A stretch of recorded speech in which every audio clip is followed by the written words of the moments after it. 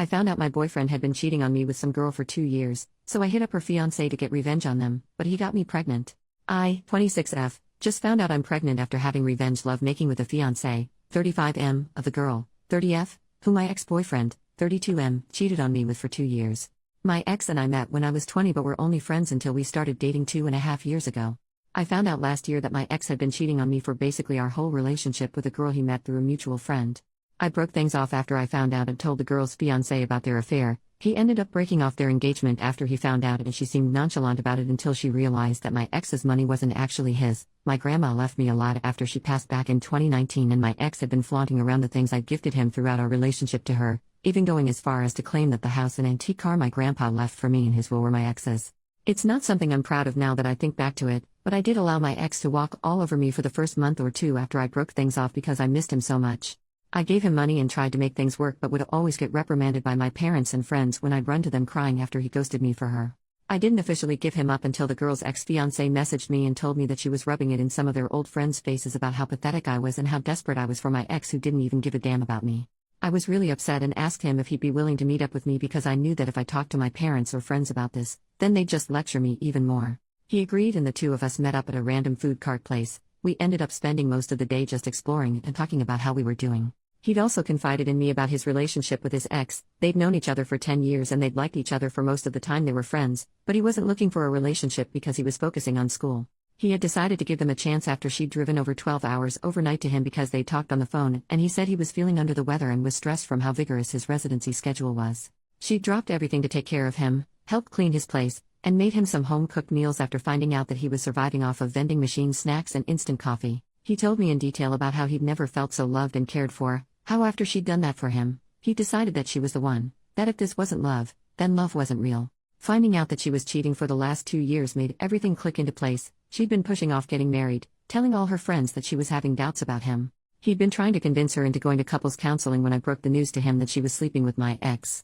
I felt like a monster, hearing their love story and then realizing that they didn't get their happy ending because of my ex, and I really messed with my head. We continued to talk from time to time, checking in on each other and meeting up for a quick bite every now and then. We lost contact after the girl my ex cheated on me with somehow convinced him to take her back. I became slightly depressed after he cut me off, explaining to me that he was still in love with her and wanted to work things out, which meant a clean slate. I found out through some internet snooping that my ex cheated on her too, which was why she went back to her ex-fiancé.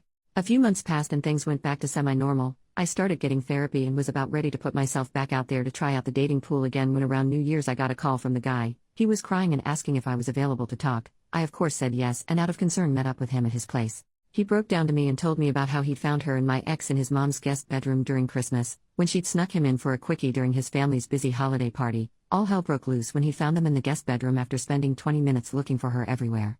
We drank a bit and ended up making love. He apologized and told me that it was a mistake and he wasn't in his right mind, that he just wanted revenge lovemaking but it didn't make him feel any better after. I tried to message him platonically a few times after to see if he was alright but he blocked me, so I dropped it and went on with my therapy and life. I went in last week to check with my doctor since I'd been getting bad cramps and to get a new prescription refill for my birth control that I use to help with my PCOS. I had to do a usual test to double check for the possibility if I was pregnant and was very surprised when it came back positive. I have been sitting on this new knowledge and have been contemplating on if I should tell him, not tell him, or if I should even keep the pregnancy. My doctor did inform me that since I am still in the earlier stages I am still at a big risk of having a miscarriage, so I don't know if I should even be worrying at all about all of this since there is a chance that I could lose it, and then it'd just seem like I was trying to grab at his attention or something, especially after he'd made it clear to me that he wasn't comfortable talking to me anymore after we slept together. I haven't told anyone and have been going crazy because I don't know what to do. Update, 1 year and 3 months later, a lot has happened since my original post. I know a lot of people were against this, but I went through with the pregnancy and I am forever thankful for my beautiful baby. I had originally planned to get an abortion, but I found myself unable to go through with the appointment. I am pro-choice and always will be. Just because I chose to keep my baby doesn't mean another woman should be forced to keep a pregnancy they do not wish to continue. Everyone has a right to their own bodies. My parents were very upset with me and my whole family disowned me.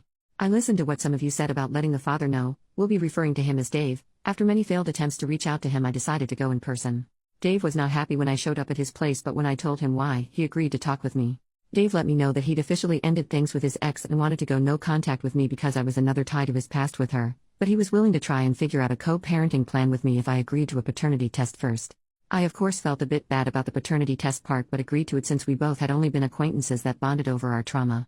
Everything was honestly easy cruising until I started to spot around the 26-week mark. Myobgen explained that while spotting is normal while pregnant, mine was heavier and my blood sugar/blood pressure also both worried them because of gestational diabetes and preeclampsia risk. After a few nights of Dave insisting on sleeping on my couch, I had him help me move some of my things to his place since he lived closer to the hospital. I'm very thankful I decided to semi-move in with him when I did because I went into premature labor at 52 weeks. I'm very thankful to have had Dave and his family as my support system. His mom would come and switch out with him at the hospital and advocated for me whenever I felt washed out or unheard. She helped me both emotionally and physically and stood by me. Dave's mom also helped me work through my emotions when all I wanted was my mom. She and my dad had gone no contact with me after I decided to keep and have my baby. Dave's mom was an absolute godsend also because she's a retired nurse. She started in OB, went to NICU and eventually later settled into lactation before retiring, and explained things to me when we found out that my baby had respiratory problems and had SUA, single umbilical artery, and that it could have been a factor into why I went into premature labor. She stayed with Dave and I so she could help me with pumping since I wasn't able to produce milk and encouraged me when I felt like such a failure for not being able to take care of my son when he needed me most. She drove me to and from the hospital while my son was in the NICU because I was healing and so mentally and physically exhausted. I really and truly believe that I didn't fall into deep postpartum depression because she held me and helped me with each step and was always so patient with me, even when I wasn't with myself. Dave's mom would constantly remind me that nothing was our fault and no one did anything wrong, it's just that everyone is faced with hardships in life and this was one we'd work together to get through. My son graduated from the NICU and came home a month after I did. Dave's mom visited us often and helped with him since Dave and I are first-time parents. Dave's dad joked that he felt like she and I had the baby together and he and Dave were both just background characters that make guest star appearances every now and then, since Dave was working so much in order to build more PTO and his mom wouldn't bring his dad along when she'd come visit, since she didn't want him to disturb me and the baby with his loudness. Dave's dad is hard of hearing and can sometimes be unaware of his volume so he took no offense to it. Dave's siblings and family members posted a lot about our son because he was the first grandchild and first baby in a long time. Dave's youngest cousin is 17, turning 18 this year. Somehow someone must have shared a photo or something, but pictures of us reached my family and my parents demanded I let them meet my son. Dave was supportive of whatever I chose to do and said he'd agree to them meeting him if that's what I wanted. After thinking about it for a few days I decided that I wanted to talk to my parents before I let them meet my son. When we met up to talk, my parents were offended that I didn't bring my son with us and left him with Dave's parents. They said some really hurtful things and then my dad started to question on when Dave was going to ask him for permission for us to get married since we didn't already have a shotgun wedding while I was pregnant. I was okay with them insulting me since I'd grown up with it and was used to it, but once my parents put their target on Dave and his family I became upset and decided it was time for us to leave. My parents did try to petition for legal visitation rights. Honestly, before this whole ordeal, I did not even know that grandparents' rights existed, but were denied because my son is still very young and because both Dave and I are very much on good terms, are living in the same household, and they couldn't find or prove that there was any danger to our son's well-being. My family did try to reach out to us and claim that we were horrible people for denying my parents their grandchild, but no one ever seemed to be able to make a peep when Dave's family would defend us and point out that my family had been the one to disown me and that no one cared to see if I was okay until after I had the baby and everything was handled. Dave's mom and my mom got in a verbal, almost physical, altercation after my mom had made false reports to CPS and called the police to do multiple welfare checks on us. My mom was given a warning by the police for harassing us after one specific incident where she threw a tantrum and caused a scene when the police found nothing wrong in the welfare check, and refused to listen to her demands to have my son temporarily taken away from us and put in her custody for his safety. Dave and I currently have restraining orders pending against my parents and certain family members. One of the reasons I decided to update is because about 2 months ago a friend of Dave's asked him out to have some drinks and they ran into his ex-fiancée, who later messaged him to tell him that she regretted the way they ended and how she was very hurt when she heard that we had a baby together, especially with it being so soon after their relationship. Dave wouldn't talk to me about how he felt, and when I asked him he just brushed me off or switched the conversation onto a topic about our son that he knew would distract me. I noticed Dave pulling away from me and how our relationship became a bit awkward and strained after their run-in and her message, because I know he still has feelings for her and I am afraid that he might feel trapped with me and our son. I also noticed that the drama with my family has made Dave and his family less patient with me and my son. During Mother's Day I overheard a few of his family members make comments to Dave about me being at their family barbecue since I was just my son's mom and not really part of the family. Dave just shrugged and said I didn't have anyone else to spend the day with. With how tense things have been, I have been thinking about moving out and back into my place. I stayed with Dave at his place after I gave birth, but now that our son is slightly older and I am healed, I want to give Dave back some space so that he can start dating again if he wants to and to give him back some more bachelor time when I have our son. I want to find a way to approach me moving out and us making a co-parenting plan without making things more awkward or possibly ruining the relationship I have with Dave and his parents. I don't want them to feel like I'm not grateful or anything, but I do want to go back to work and get my life back on track so that I can provide my portion of needs for my son and not want to depend on his family for more than appropriate. OP makes a new post, 4 days later. Maybe I'm overthinking things. I've been trying my best to not check my phone or Reddit since I'm honestly a little overwhelmed right now.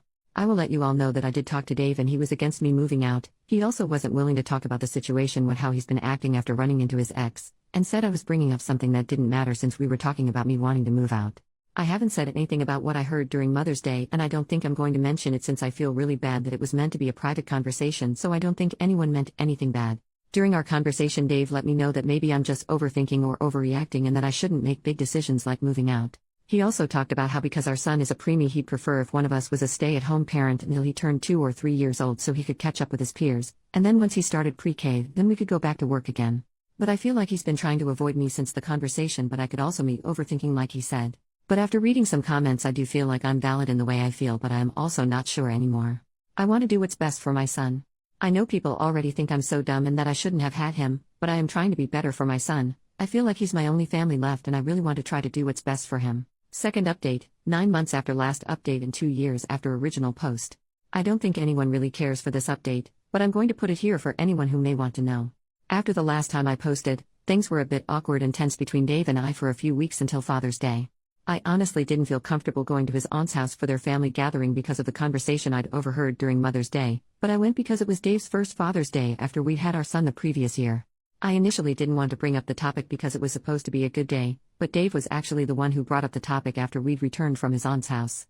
Dave confessed about the Mother's Day conversation with his cousins and said they grilled him during Father's Day as well because he brought me with him to their aunt's house. Dave apologized for making me worry and for not standing up for me when his family said things about me behind my back, but told me that he honestly didn't want me to move out and for us to split our son's custody, especially because it was comforting to know that he was going to be coming home to the both of us after spending a long day at work. I told him I didn't want to ruin the day and we could talk about things the next day, but Dave was adamant on us clearing the air because he was tired of how uncomfortable things were between us. Ironically, Dave told me he was afraid of me feeling trapped with him, especially after seeing how traumatizing it was for me to go into premature labor, deal with our son in the NICU/being separated from him, and me healing postpartum. Dave also said he felt worse about everything after seeing how my family treated me and then how some members of his own family held it against me. He told me that although he himself didn't mean to do this in any way, he felt like I was trapped and isolated with only him for me to depend on. He made sure to make it crystal clear that while he would want for us to try and work towards a relationship to see where things go, he also doesn't want me to feel pressured or that I have to stay with him if I am not happy or don't want to. He agreed that he would rather us be on good terms for our son's sake, and if that means us having a friendship-like relationship with mutual respect for one another, then he is okay with it as well. We talked for a while about everything and cleared the air of any questions. Dave let me know that he genuinely didn't feel anything for his ex-fiancée and that the reason for him becoming distant had nothing to do with me, and was because he'd had a life crisis when he thought about how different his life was compared to how he'd wanted and thought it would be like. Dave and I came to an understanding that my son and I would continue to stay with Dave and I would get a part-time job to slowly ease my way back into working. Things were rocky and a little odd to navigate at first, but Dave's parents helped us a lot with our son when I started job hunting and got a part-time position working at a local bank branch nearby Dave's place. Dave and I slowly started to explore our relationship to see where things would go between us. It was weird for the both of us because of how we'd met and started out, but within 3 to 4 months things got much better. I moved my things from our son's room into Dave's. Our son had a hard time initially when Dave and I began to show more affection, hugging and quick innocent kisses, with one another because he had a bit of jealousy at how close we were since he was used to us only showering our affections onto him and not each other, but he's gotten used to it now. Dave's family has said in a playful joking manner that we should give our son a sibling to play and grow up with since no one else from Dave's family has kids, but I try to avoid the conversation of when we'll have more kids. I took some of your advice and I joined Mommy and Me groups so my son does have some playmates his age, but I do sometimes find myself feeling guilty for how lonely he may be when it's just him and us at home. This past Valentine's, while in the heat of the moment, Dave did make a few comments about wanting to get me pregnant again, but when I mentioned and clarified with him afterwards he said it was just him being really into it at the moment. Dave and I have previously had a conversation and agreed that because of my PCOS and how unbalanced my hormones are, I wouldn't go back onto birth control because of how I've been feeling much better after the birth of our son, so we are using the calendar method as contraceptive for my end, but I have tried asking Dave if he'd be willing to use rubbers, and he's made it clear that he doesn't like them and it's completely off the table for him because he doesn't like the feeling of being constricted in latex. I know he's clean and so am I, but we've had 2 previous pregnancy scares. There are times when Dave forgets to pull out, but he's assured me that if we get pregnant again then it wouldn't change anything except that we'd have another baby and I might have to quit my job and stay home again, but I know I'm not ready for that yet. Our son is only just turning 2 later this year and it's already so hard juggling just one child with our schedules and jobs. I don't know how we'd manage with 2 kids.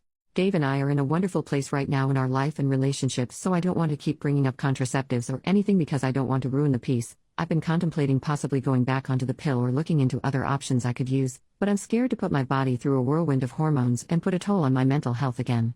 If anyone has any suggestions, please let me know.